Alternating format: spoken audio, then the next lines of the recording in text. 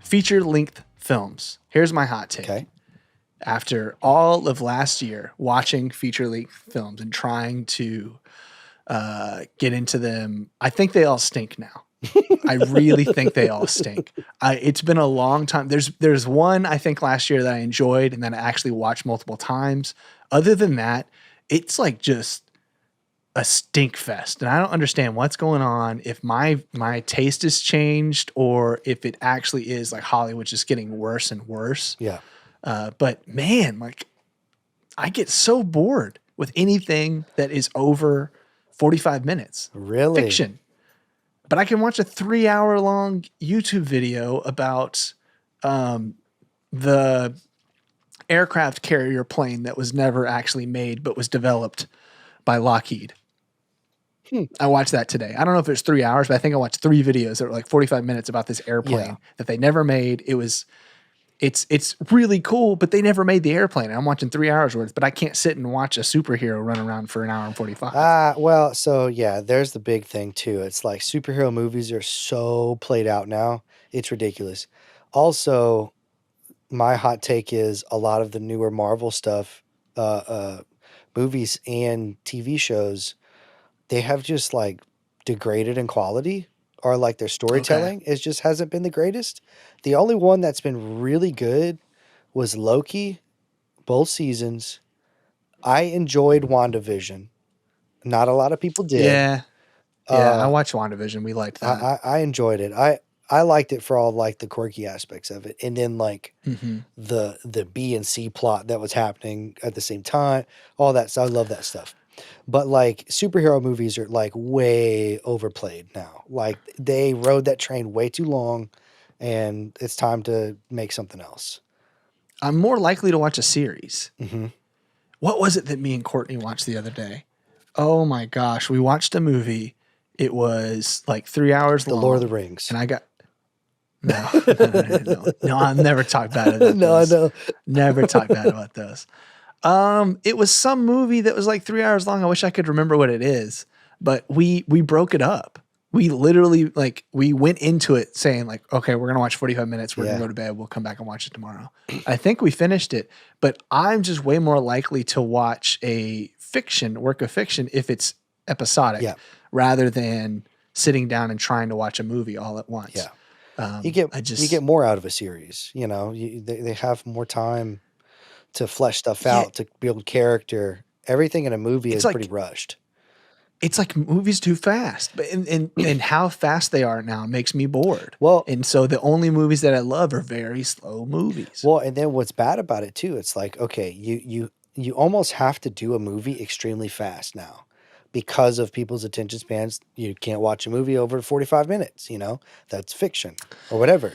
So they think they have to do this like super fast story build, but then you get these other movies that are like really slow, and that's always the complaint coming out of the theater. Oh my God, that was so slow. Right. You know, it's, I fell asleep on it. I didn't move. It didn't go anywhere. So it's like to find that sweet spot right in the middle of just a steady pace the whole way through.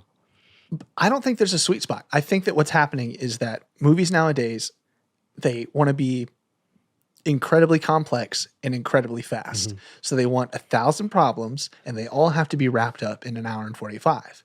Whereas you have movies like The Banshees of Inisherin, which has one problem. There are other complex story plots that go along, but it all revolves around this one very simple problem. And the whole movie is focused on that. And it was riveting to me. Riveting. I still haven't finished because it's focused. You know, it's like a focused story. And then you go to any type of Marvel and you have your main plot where you have to establish the superhero. So part of the plot is always some type of coming of age with this new superhero, but then you have the world ending plot to make it matter. And so that has to be delved together. And now, and since you have so many pieces of this massive franchise, you also have to bring in another character from the other one to shepherd. It's just too much. It's too much too quick. And I get bored. I'm like, I don't care about any of this. Just tell me why these two friends aren't getting along anymore. And I'll watch an hour 45, 2 hours of this because I'm riveted. I do have to say a lot of the movies that have been coming out that are done by A24 have been fantastic. Yeah. They've been really well received. I've watched a few of them. I haven't watched all of them. But I mean, from what A24 is doing, I think they have it right for this era of film, you know? Yeah.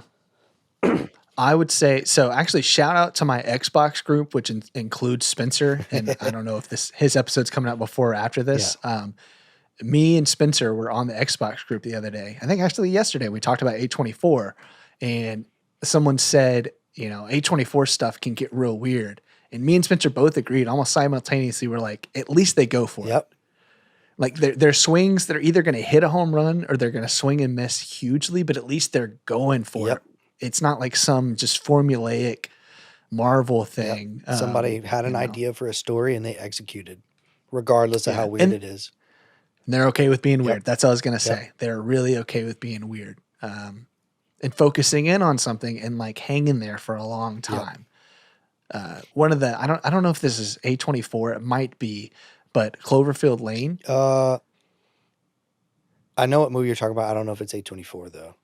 Okay. Don't fact check us. I'm not saying it is, but it's a good example of there was really only one problem the whole time. And that one problem kind of blooms into other problems and interpersonal stuff, but they're really focused on, we're trapped in a bunker with this dude who might be crazy and we're not sure if the apocalypse outside is real or just made up. It's very simple. Yep. Very, very simple and riveting and has great acting in it. Then you get to things like, I'm sorry, Oppenheimer was too complicated for what it was. Really? I haven't seen it yet. I need to watch it. I didn't finish it. And I know we talked about this on the pod before, but I'm just so let down with movies lately. Yeah. And I just wish that they would do it better. Yeah. And I don't know who to talk to about that. Go talk to Mr. Hollywood. Mr. Reach out. Mr. Dude over there. And maybe the writer's strike, I know, pushed back a bunch of stuff, and maybe some good stuff will come out. Yeah. The A24 is about to release Civil War, which looks like a heaping pile of dog doo-doo.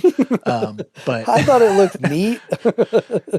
California and Texas, we're not going to get political, but California and Texas really, they're teaming up. Okay, A24. All right, that's believable. Yeah, I don't know. It's a neat concept, but again, somebody had an idea and they're going for it, regardless of. They're going for it. Yeah, that's a wild idea. California and Texas. I live in Texas. Yep.